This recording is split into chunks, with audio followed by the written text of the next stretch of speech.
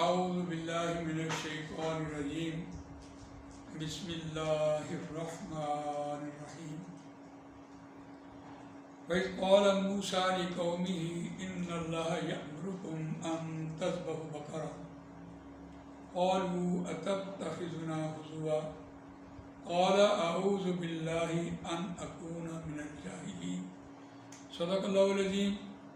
رب اشرح لي صدری ويسر لي أمري واحلل عقدۃ من لسانی یفقهوا قولی اللهم أرنا الحق حقا وارزقنا اتباعه وأرنا الباطل باطلا وارزقنا اجتنابه آمین یا رب العالمین۔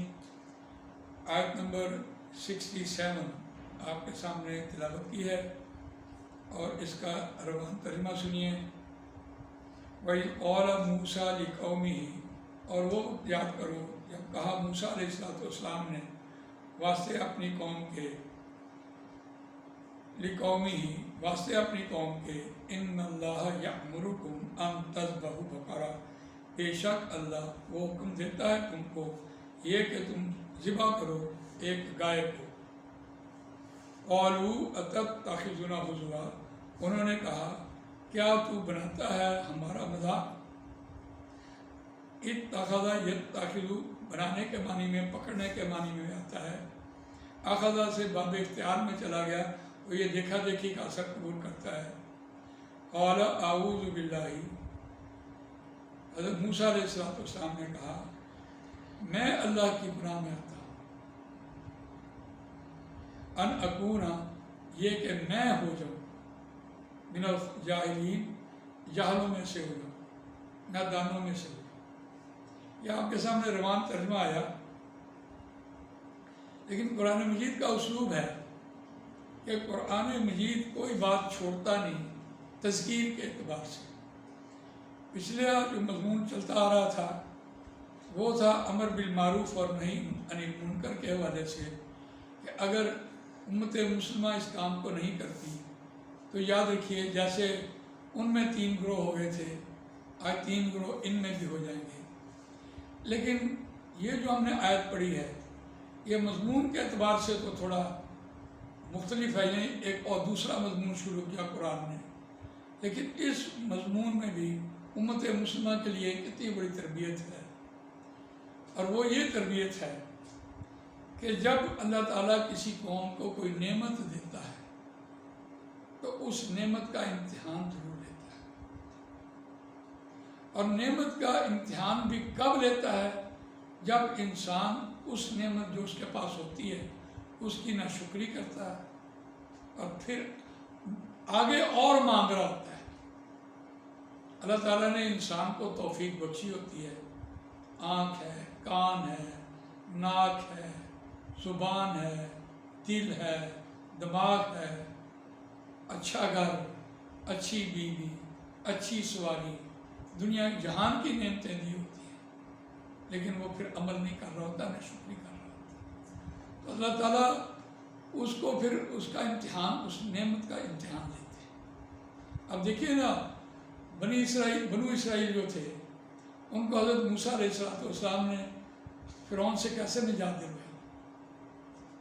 اب وہ دیکھ رہے تھے جب نجات ہو رہی تھی اور فرعون ڈوب رہا تھا، غرق ہو رہا تھا، پھر صحرا میں لائے، بادلوں کا سایہ کیا، من و سلوہ دیا، 12 چشمے بنائے، 9 نشانیاں اللہ تعالیٰ نے ان کو دی، اور کتنا بڑا انعام کیا من و سلوہ دے کے، پھر کھیتی باڑی بھی دے دی۔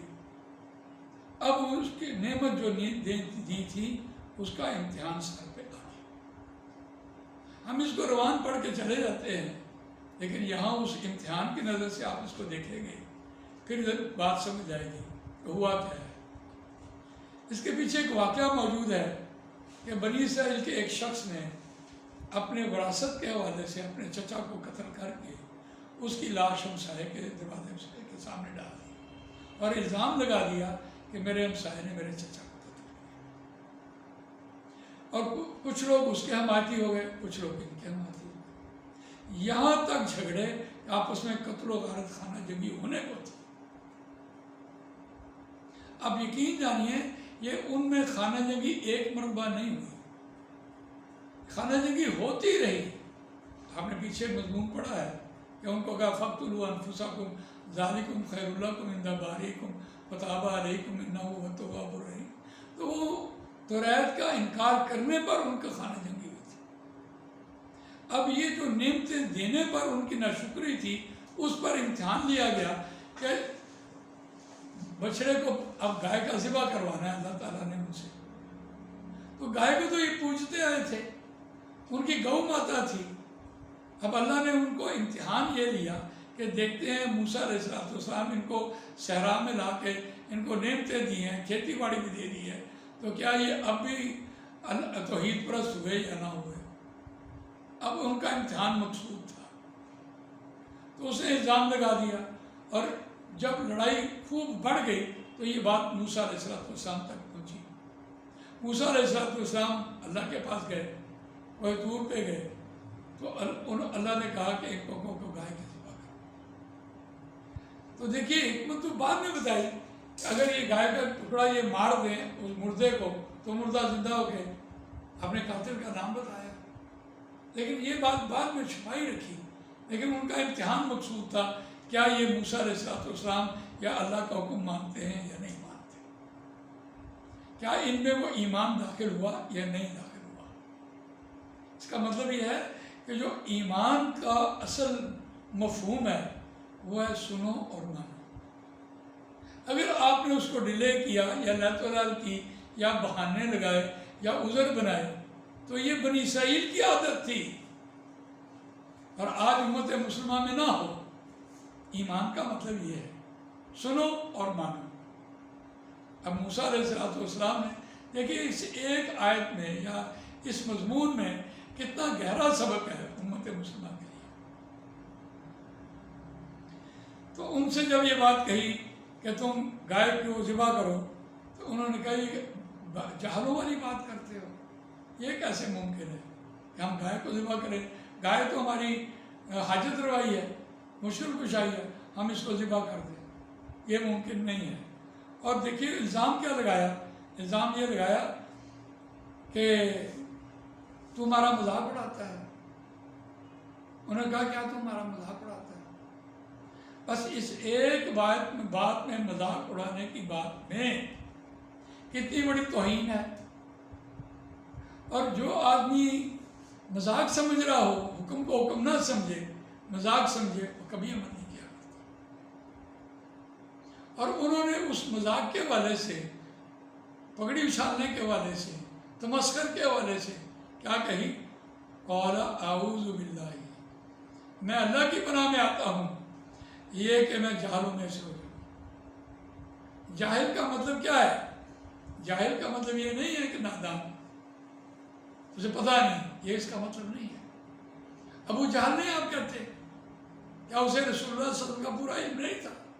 اس سے پوچھا گیا کہ رسول اللہ صلی اللہ علیہ وسلم کے بارے میں بتاؤ، یہ اللہ کے رسول نہیں ہے؟ بتا اللہ کے رسول ہے، تو پھر تم عمل کیوں نہیں کرتے، کیوں نہیں مانتے؟ غزوہ بدر جب ہو رہی تھی تو وہ سب ساتھیوں کو لے کے آ رہا تھا، اور گانے بجانے والیاں ان کا مرال اور بڑھا رہی تھی، شیطان بھی ان کے ساتھ تھا، ابو الخیری۔ تو اس سے پوچھا گیا کہ تم جدھر جا رہے ہو لڑنے کے لیے کیا وہ حق پر نہیں ہے؟ اس نے کہا ہاں وہ حق پر ہے، تو پھر تم کیوں کر رہے ہو جا؟